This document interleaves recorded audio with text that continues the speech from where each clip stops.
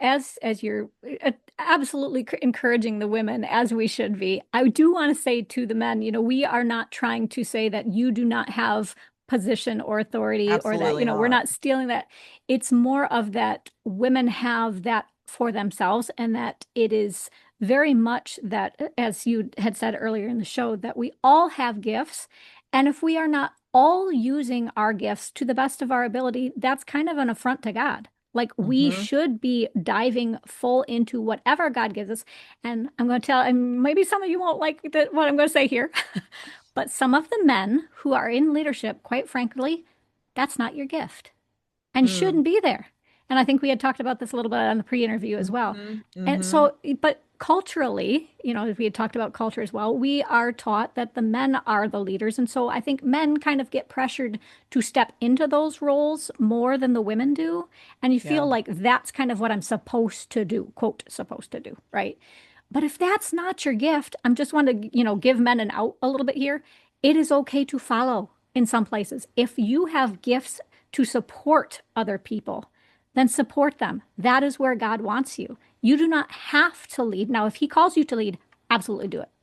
But, and that goes for the women too. Like, if you are a leader, be a leader. If you're not, that's okay. Just It's listen okay. to what God gives you, use what the gifts that He has granted to you, and you will be on the right path. Don't try and fit what society tells you you should be. Just listen to what God has already intended you to be. It really is as simple as we really don't realize how culturally ingrained we are, right? So, for instance, when we have children, we automatically put blue clothes on boys and pink clothes on girls, right? Hmm. That's a culturally driven color theme that we go with. I'm not saying it's wrong or right. I'm just saying it is culturally driven.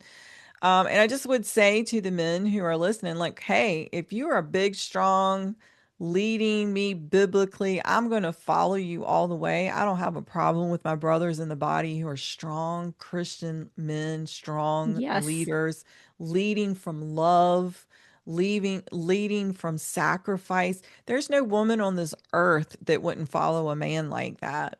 But if you're leading because you are just assuming the position, if you don't have the Mhm. gifting, if you are um coming at it because you may have not have delved as closely in the scriptures as you should have, and you're taking the word of another person and how it's interpreted, then I challenge you to go back, because we know there are strong men in this world that are not put off by women leadership. That's why Mhm. there's two camps right now in the Christian body, right? They're not put off by women who are leaders. They understand the giftings of God.